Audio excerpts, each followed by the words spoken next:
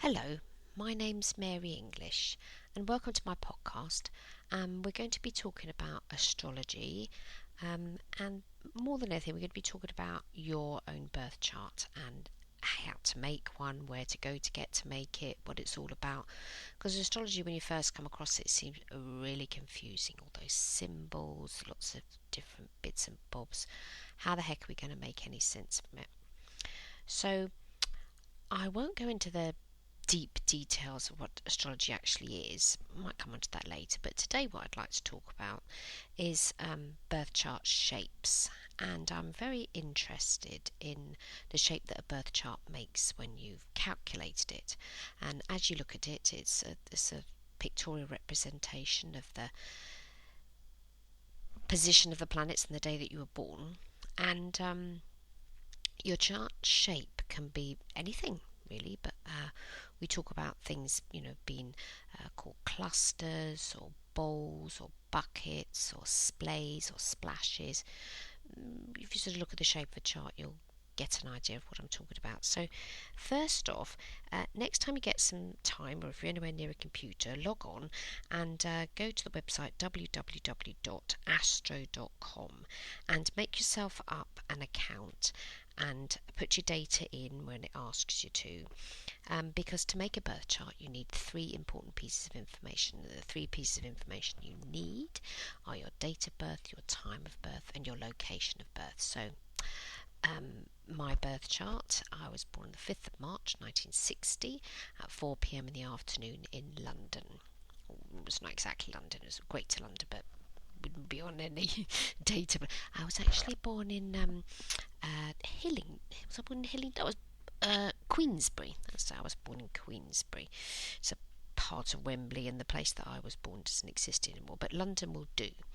So when you go to astro.com, because I'm not going to go into the deep what is astrology all about. What I would like you to do on this first podcast, and feedback to me later on when you've done it, is to go to the website astro.com, make yourself an account up and put your data in, and then you'll get a birth chart and we can discuss the shape of it. So the information you need, as I say, is the date of birth, in my case 5th of March at 1960, the time of birth, in my case was born at 4 o'clock in the afternoon, and the location of birth, because the way a birth chart's constructed, we have to imagine as if we were stood on the earth looking up at the sky, and then the map is where all those planets were on the day of birth, and they're very, very individual. So unless you were born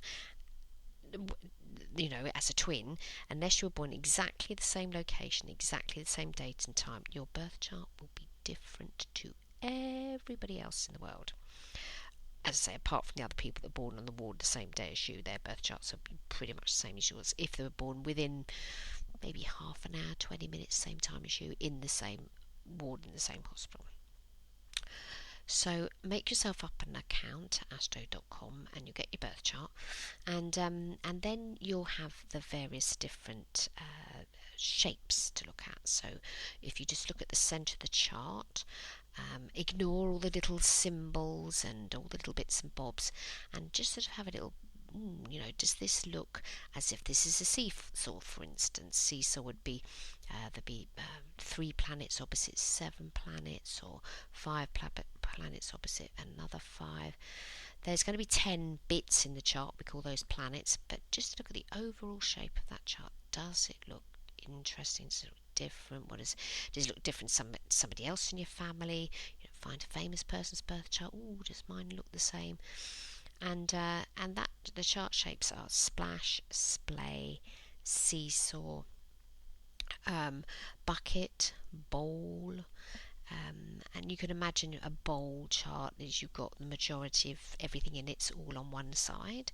The bucket is most of the planets on one side, and one is opposite everything else, because the bucket has a handle, so the opposite to where your bowl is your handle of your bucket.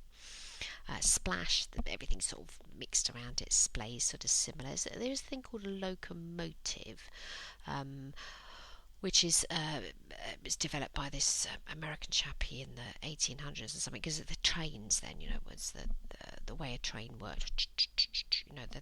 The way that the wheels went round, and so it's a sort of an uneven shape in your chart, but not like a splash or a spray where everything's dotted all over the place, or a seesaw where the two bits of it are divided in half and opposite. There's a sort of an irregularity to it. If you were born between 1979 and 1999, you were born in the winter, any time from September onwards, right up until about beginning of March, the majority of your planets are possibly on one side of the circle, because during those dates, 79 to 99, quite a lot of the planets lined up, and those are indigos, so we'll talk about those in another podcast, but today we're just doing chart shape. So, I say, when you get the time, go to astro.com, make your birth chart up, put your data in, have a look at it. What does this look like, Mary? It looks a little bit like this, and that just gives you an indicator of the energetic energies within your chart. Are they even? For instance, is everything in your chart beautifully symmetrical? Mine isn't, but maybe it is. Everything's symmetrical.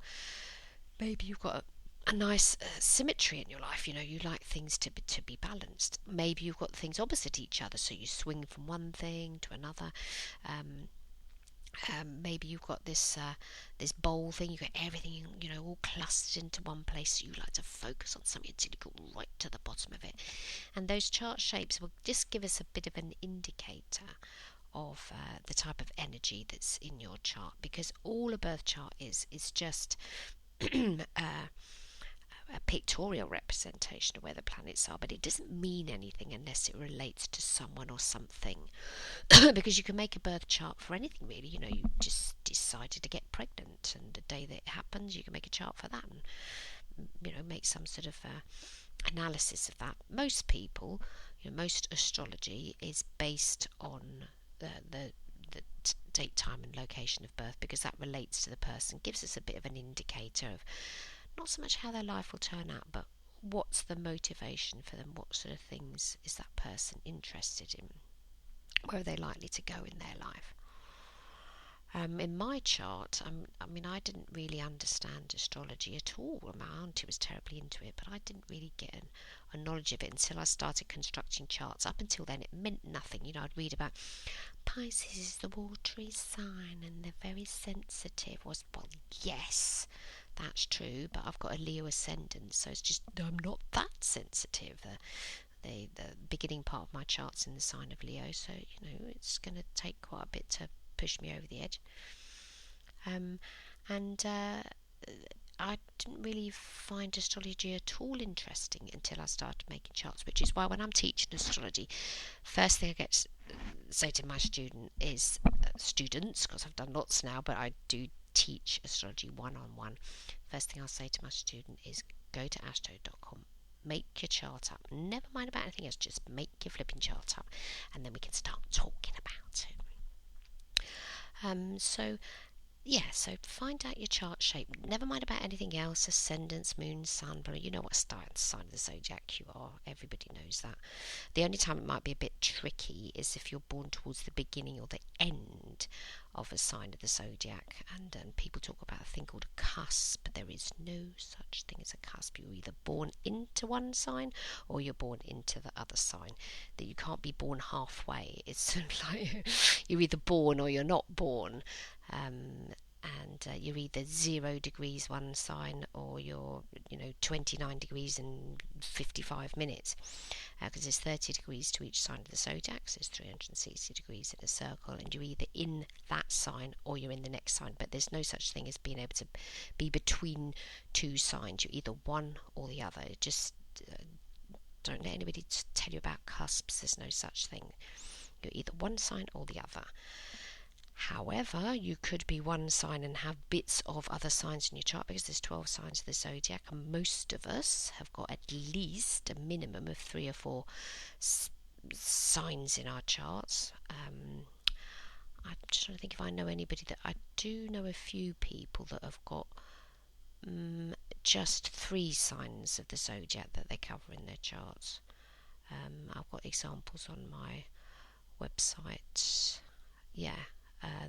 There are certain people, not often, but most of us have got a few signs of the zodiac and chart. It's not just about the sun sign. So you could think that you're this sign and you're not. So do make your chart up, because if you're born towards the beginning or the end of when the signs change, and they change around about the 20 something of each sign, if you're near to the 20th of the month, do make your chart up on astro.com and find out once and for all what sign of the zodiac you are. So there we go. This is podcast number 1. This is just a little bit about chart shape. I'd like you to go to astro.com when you've got the time. I'd like you to make your birth chart up. Have a look at the shapes. There's going to be all different shapes going on in there, what you think they might be, and feedback to me. Let me know what chart shape you got or what you think yours looks like.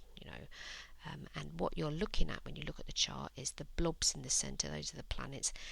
In those 12 segments in the chart, where are the blobs in relation to each other? And imagine you're sort of looking at a pizza. Does it look like a pizza where the toppings are nicely spread, or are they clustered, as I mentioned earlier? So it could be bowls, buckets, seesaws, locomotives. They can be what else have I got? Bowls, seesaws, splash and splay. That's it. I went blank there for a minute. And make your chart up, have a look at the shape of it, and then you'll get a bit of more of a feel of how astrology works, because astrology is dreadfully visual, and if you're not a visual person, it's good to start out with how your chart feels by just the shape of it, because a lot of my students aren't that visual. I mean, I'm dreadfully visual. I could spend my whole life just looking, and I am quite audible. I do like listening to things, but I'm very, very visual. I have to have something to look at, and that's why I enjoy astrology so much, because I spend all day looking at lovely charts. But the people are so what's I want to say? People can be very, very nervous about making their charts up for the first time. What does it all mean? What's all this? Forget all of that. Just put the data in. It's all done electronically. It's all done by computer, and astro.com will calculate everything for you, and we can discuss other stuff later on. But just first off, scoot over to www.astro.com. So that's astro.com. Make yourself an account. Don't just lob yourself in and put the data in. Make an account up. So you'll need an email address, you'll need a name. They'll ask for your name, your email address, your birth data and stuff, the date, time, location. I don't think they ask too much more than that. You can set your account to be high security. I've got that on mine, but choose that when you get there. And then look at your chart shape. There's lots of other information there on the website. Tons of stuff. It's free. That you've got a daily forecast. You've got the year ahead.